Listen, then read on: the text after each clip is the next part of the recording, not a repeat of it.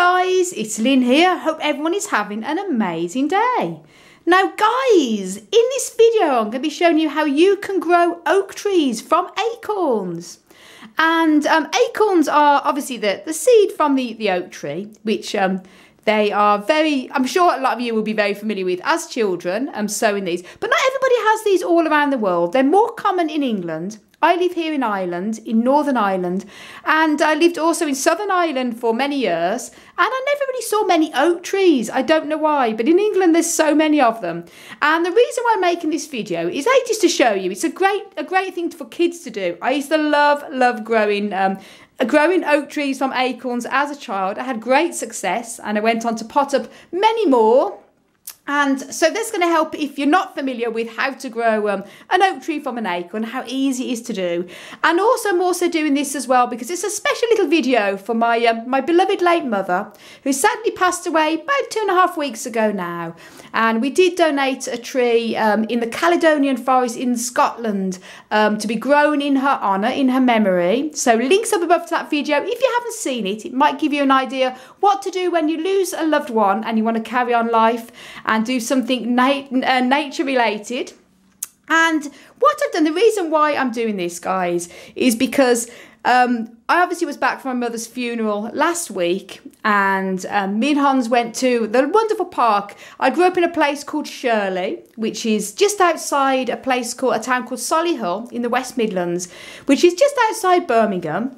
And I used to go to this lovely park. My mother used to take me to a park called Shirley Park when I was a baby toddler. And I remember taking me on the swings and the slides, and it has a lot of wonderful memories for me. We also used to take our little dog Rusty as well. He was a little apricot poodle when I used to live at home, a long time ago now.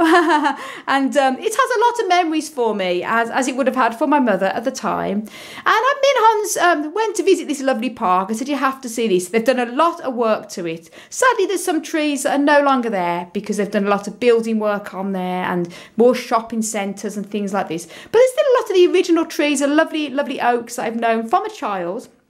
And I actually managed to pick up a few beautiful little acorns that are actually starting to germinate. So I've pulled them back. I'm going to make this video. But as this is I'm going to do a great opportunity to make a how-to video in case you're not familiar with how to grow oak trees from acorns.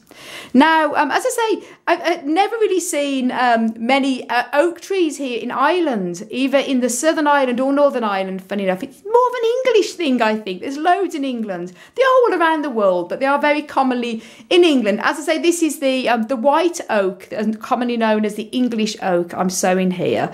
They also do a red oak as well. It's a different method with sowing them seeds. So this is only the white oak, which I've only ever been familiar with.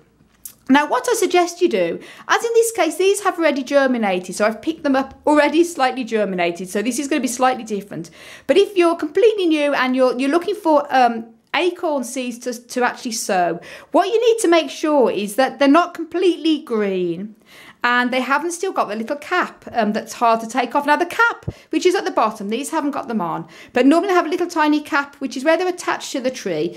They should come away very easily from the cap. You shouldn't have to really pull it, but it comes away easily. And also it's starting to go yellowy brown. That's when you know that they are ready. Ideally when they're brown like this, obviously not rotten or black and decayed. When they're sort of brown like this, like a yellowy brown, you know that they are ready to sow, and that's when they're also most ready to germinate. As in this case here, you can slightly see just starting to crack open.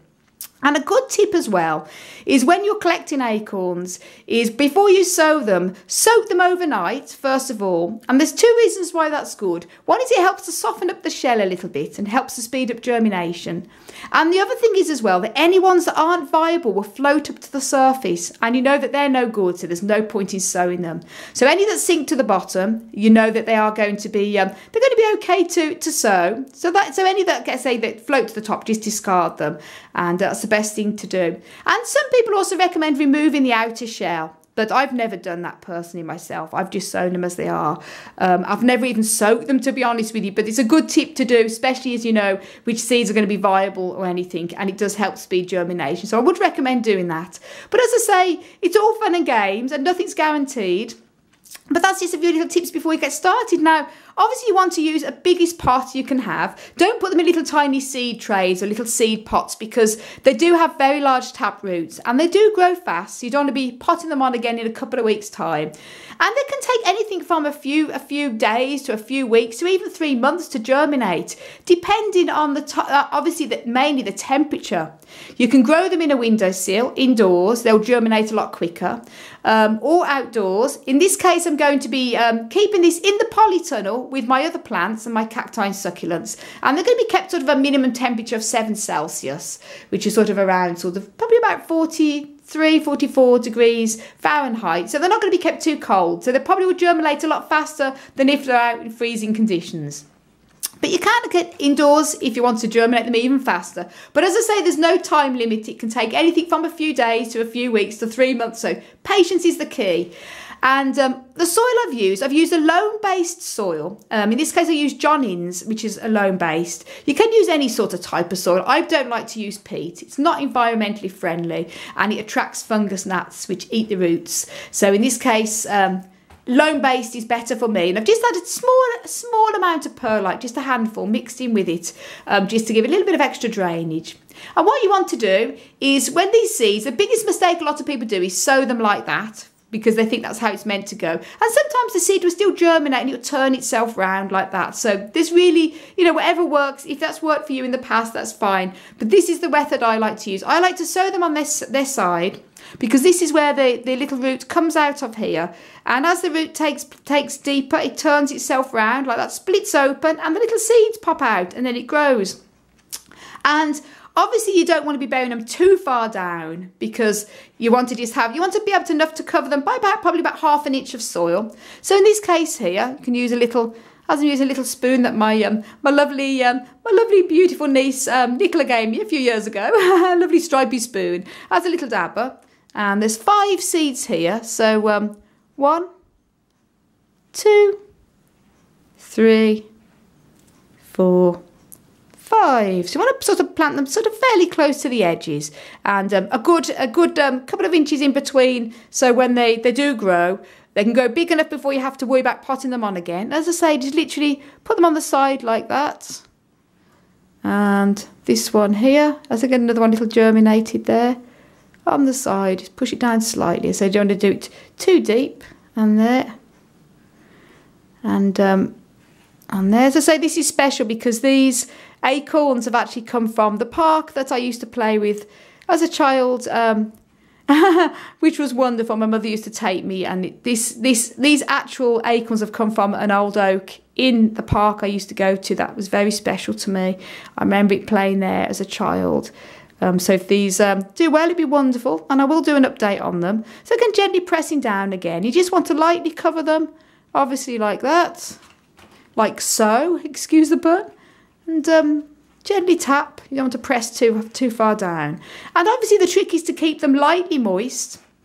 You don't want to keep them soaking wet, soggy soil because you don't want to encourage it to rot. You just want to keep it damp. I've actually watered this beforehand, by the way, so this soil is actually damp.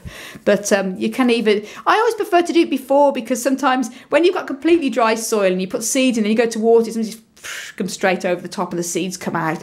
I like to use damp soil, and then I gently press it down there and just make sure that it is slightly damp. I'm going to be keeping it with rainwater. And then I've got the label there, and what I've done, obviously, I've got here white English oak, and in brackets Shirley Park, Solihull, because that's where I got this from, the special park, and in memory of Margaret Eleanor Kimberley. That was my beloved late mother. So this is going to be, these trees are going to be grown in her memory, which is wonderful. And as I say, when these trees grow on in the future, I'll obviously pot them all up individually when they get much bigger. And when they get much, much bigger, could be anything between a few weeks to a few months, I will eventually try and find a lovely sort of forest or somewhere I can actually plant these up in that's not going to get disturbed or cut down.